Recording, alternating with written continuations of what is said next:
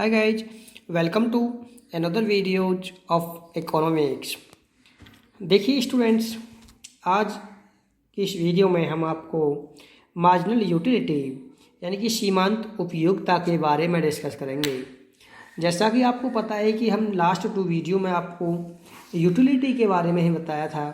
Utility होता क्या है या यूटिलिटी मापनीय है, क्या यूटिलिटी या उपयोगिता मापनीय है, ये टॉपिक मैंने आपको क्लियर कराए थे।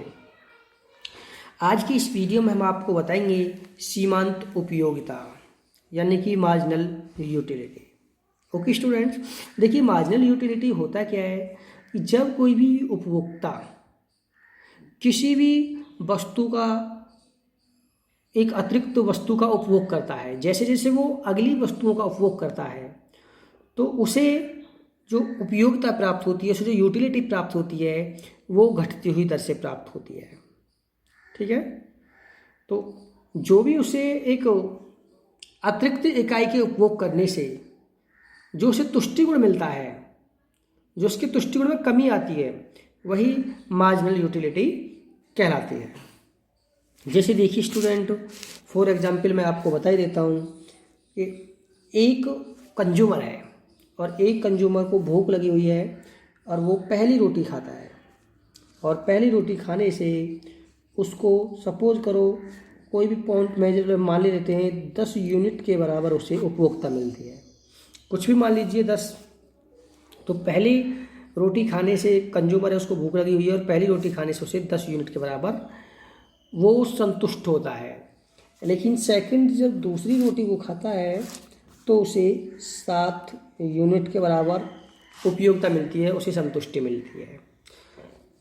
तो अब इन दोनों का जो डिफरेंस है, ये वाली जो चीज़ है, इन दोनों के बीच में कितनी यूटिलिटी में कमी आई, 3 पॉइंट में, यानी कि 3 यूनिट की बात। यही आपकी मार्जिनल यूटिलिटी कहलाती है, सीमांत उपयोगिता कहलाती है। Okay right.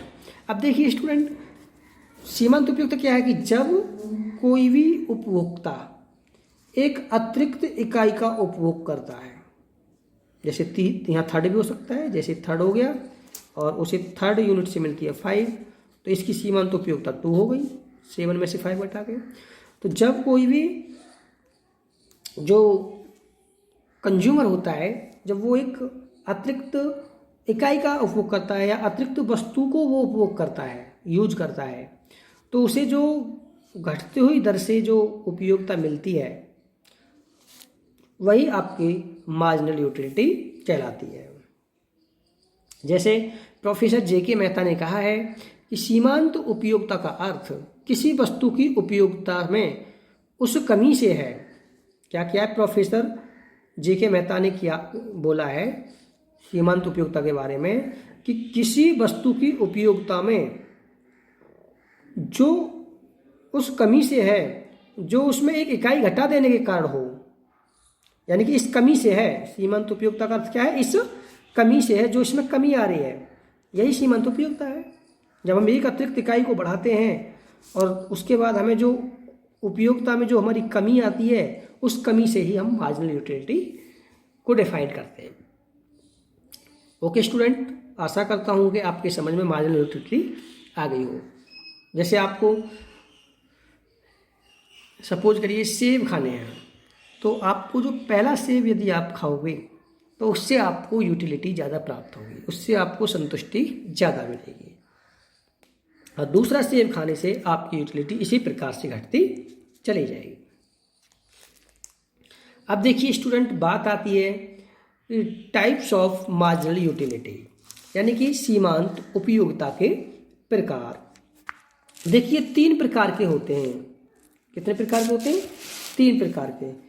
एक तो होता है आपका, देखिए स्टूडेंट, धनात्मक सीमांत तुष्टि गुण। धनात्मक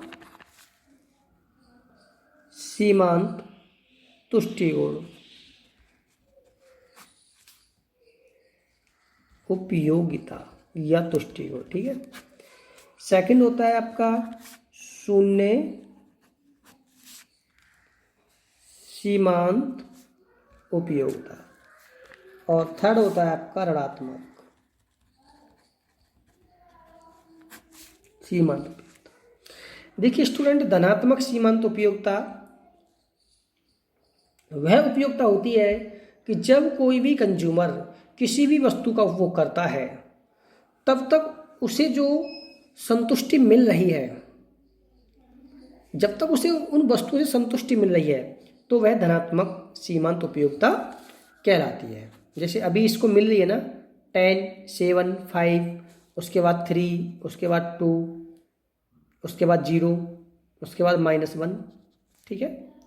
ऐसा हो सकता है ना, जब हम 4 यूनिट 5, 6, 7 यूनिट करेंगे वो कंज्यूम करेंगे तो इसी तरीक़ा से घटता चला जाएगा। घटने के बाद एक स्थिति 0 पे आ जाएगी और एक माइनस में पड़ जाएगा।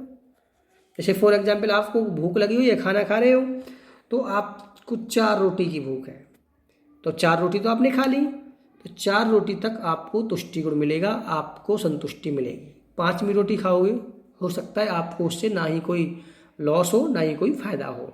5वीं रोटी खा तो ली है लेकिन उससे आपको कोई बेनिफिट या कोई फ़ायदा नहीं है, और हो सकता है उससे कोई नुकसान भी ना हो। लेकिन जब छठी खा लोगे तो क्या होने वाला है, पहुँचे स्थिति में आपको नुकसान होगा, सीधी बात है, क्योंकि आपने ओवर ज़्यादा खा लिया है। तो इसी कंडीशन को हम ऋणात्मक उपयोगिता बोलते हैं। समझ में आ गया होगा। शून्य उपयोगिता कब होती है, जब कोई भी कंज्यूमर जब वस्तुओं का उपभोग करता है, ऐसी स्थिति जहाँ पर उसे ना ही कोई संतुष्टि मिल रही है ना ही असंतुष्टि, ना ही कोई फायदा हो रहा है ना ही कोई हानि हो रही है, तो ऐसी कंडीशन शून्य सीमांत उपयोगिता कहलाती है। और ऋणात्मक सीमांत उपयोगिता क्या होती है कि जब कोई भी कंज्यूमर उस लेवल तक किसी भी वस्तु का उपभोग कर लेता है कि जब उसे संतुष्टि की बजाय उसे असंतुष्टि मिलने लगे, जब उस वस्तु को उपभोग करने से उसे हानि होने लगे, तो वह ऋणात्मक सीमांत उपयोगिता कहलाती है। ओके, अब इसके बाद मैं आपको इसी वीडियो में कुल उपयोगिता के बारे में भी बताऊंगा। कुल उपयोगिता के बारे में भी बताऊंगा, बहुत आसान है। और धनात्मक, शून्य, ऋणात्मक, इनको भी एक ग्राफ के द्वारा, एक टेबल के द्वारा अभी आपको समझाई देता हूँ। चारों टॉपिक को क्लियर करते हैं, एक ग्राफ और एक टेबल को। ओके, जैसा कि देखिए स्टूडेंट्स, आपको दिखाई दे रहा है यहाँ पे ये टेबल। एक हम मान लेते हैं एक कोई भी कंज्यूमर है, कोई व्यक्ति है, और वह इन वस्तुओं का उपभोग कर रहा है। ये सीमांत उपयोगिता की लाइन है और ये वाली कुल उपयोगिता को हम दर्शाएंगे। देखिए स्टूडेंट, किसी भी कंज्यूमर ने पहली वस्तु का उपभोग किया, लेकिन पहली वस्तु से उसे 25 के बराबर सीमांत उपयोगिता मिली। इसी प्रकार से उसने दूसरी वस्तु का उपभोग किया तो हमारी जो यूटिलिटी थी वो कम हो गई है, अब 20 रह गई है, 5 की कमी आ गई। थर्ड वस्तु का उपभोग करने से 14, यानी कि 6 की कमी आई। अब की बात 4 करने पर 9, 5 को 5, 6 से 0, और यदि वो 7 वस्तुओं का उपभोग करता है तो उसे -5 यूटिलिटी प्राप्त होती है। तो इसका मतलब क्या होता है कि जो भी यहाँ कंज्यूमर है इन वस्तुओं का उपभोग कर रहा है, तो जब तक वो 5 यूनिट यानी कि 5 वस्तुओं का उपभोग करता है तब तक तो उसे ये धनात्मक, यहाँ तक देखिए धनात्मक सीमांत उपयोगिता प्राप्त हो रही है। तो यहाँ से यानी कि फर्स्ट वस्तु से लेकर के 5 वस्तु तक वो जब कंज्यूम करता है तो उससे धनात्मक उपयोगिता प्राप्त होती है। लेकिन उसके बाद जब वो छठी वस्तु का उपभोग कर रहा है तो उसे वो 0 यानी कि शून्य उपयोगिता प्राप्त हो रही है। और 7वीं वस्तु पर यदि पहुंच जाता है वो ऋणात्मक उपयोगिता प्राप्त होती है। यहीं से आपको धनात्मक उपयोगिता, शून्य उपयोगिता और ऋणात्मक उपयोगिता के बारे में पता चल रहा होगा। अब बात आती है कुल उपयोगिता। देखिए स्टूडेंट, जैसे कि यहाँ डेफिनेशन आपको लिखी हुई है, कुल उपयोगिता क्या है, उपभोक्ता को सभी इकाइयों के उपभोग से जो उपयोगिता प्राप्त होती है उसके योग को ही कुल उपयोगिता कहते हैं। जैसा कि आपको पता है कि कुल का मतलब टोटल होता है, यानी कि किसी भी जोड़, आपने पढ़े भी हैं, तो जितने भी हम वस्तुओं का उपभोग करते हैं और उन सभी वस्तुओं से जो हमें उपयोगिता प्राप्त हो रही है उनके योग से, उनके योग को ही हम कुल उपयोगिता कहते हैं। जैसे देखिए स्टूडेंट, यहाँ पर पहले 25 फर्स्ट जब हमने प्रोडक्ट यूज किया तो हमें 25 के बराबर मिला, तो कुल उपयोगिता 25 ही होगी। लेकिन दूसरी वस्तु का उपयोग किया तो 20, यानी कि 25 में 20 हम ऐड कर देंगे, 45 हो गया। यानी कि दो वस्तुओं के उपयोग करने से हमें 45 के बराबर कुल उपयोगिता प्राप्त होती है। इसी प्रकार से 45 और 14 को जोड़ दीजिए, 59 हो जाएगा। तो हमें यहाँ 59, यानी कि लगातार हमारे यहाँ कुल उपयोगिता में वृद्धि हो रही है। देखो 25 से 45 हुआ, 45 से 59 हुआ।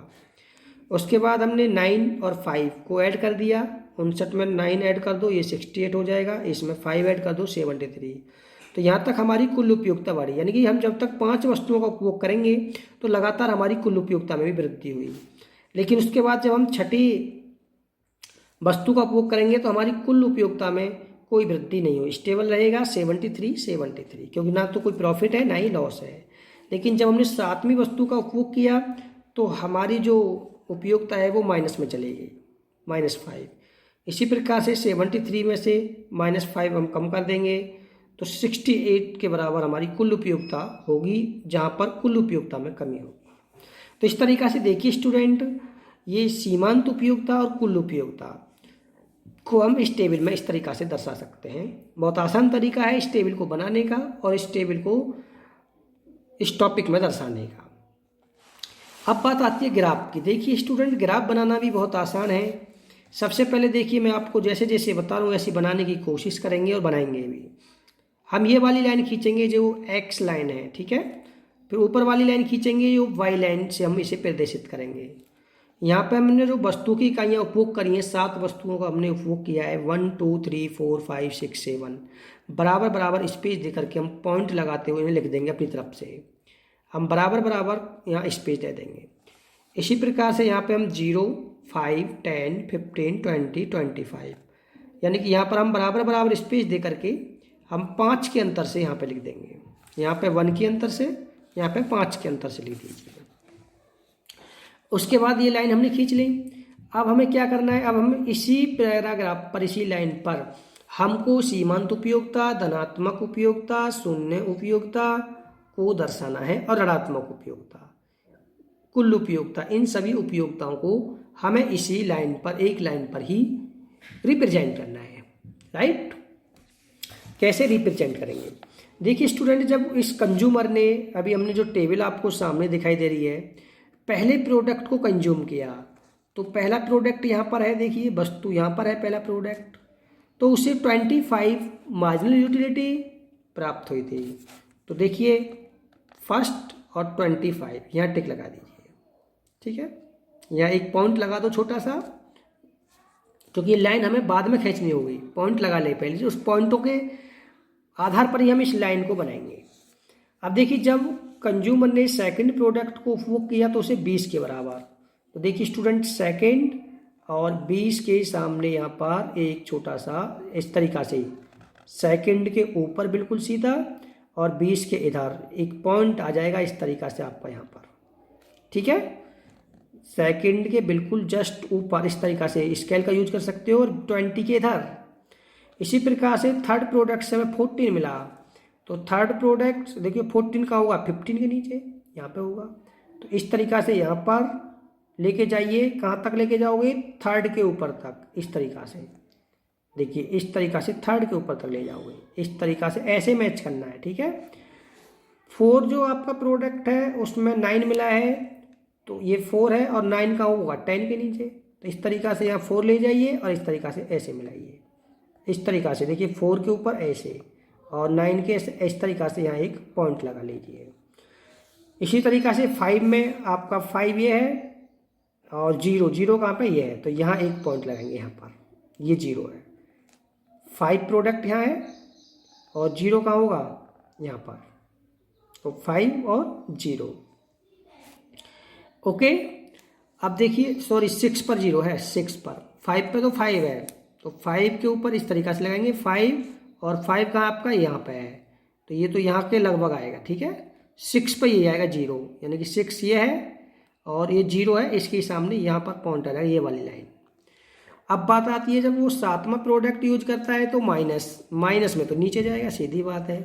तो इस तरीका से 7वां पॉइंट यहाँ माइनस आ जाएगा। नीचे यहाँ भी देखो हमने ऊपर प्लस के दर्शा दिया है 5 के डिफरेंस से, नीचे माइनस में दर्शा, -5 कहाँ यहाँ पर, तो यहाँ पर इस तरीक़ा से ये पॉइंट आ जाएगा इस तरीक़ा से, -5 इसके सामने और 7वीं इसके यहाँ पर इसके सामने इस तरीक़ा से, क्योंकि मैं 7 तक दर्शाया तो इस तरीक़ा से नीचे ले जाओ। जो पॉइंट लगाए ऐसे एक लाइन खींच दीजिए, इसी लाइन पर आपकी ये हो गई। तो धनात्मक यहाँ लिख दीजिए, शून्य यहाँ पर है, देखो यहाँ पर शून्य है, और ये वाली लाइन आपको सीमांत उपयोगिता रेखा को रिप्रेजेंट करती है, राइट। तो सभी स्टूडेंट इसी तरीक़ा से बनाएंगे, और ये टेबल आपको यहाँ दिखाई दे रही है, ओके। और देखिए स्टूडेंट, इसकी थ्योरी भी मैं आपको यहाँ से दिखाई दे ही देता हूँ। ये वीडियो स्टॉप करते देखिए, सीमांत उपयोगिता की थ्योरी आपको पूरी दिखाई यहाँ से दे रही है, ये नोट कर लेंगे। और यहाँ से आपको धनात्मक सीमांत उपयोगिता, शून्य सीमांत उपयोगिता, ऋणात्मक सीमांत उपयोगिता दिखाई दे रही है। तो पूरे टॉपिक्स क्लियर करेंगे। Okay student, thank you.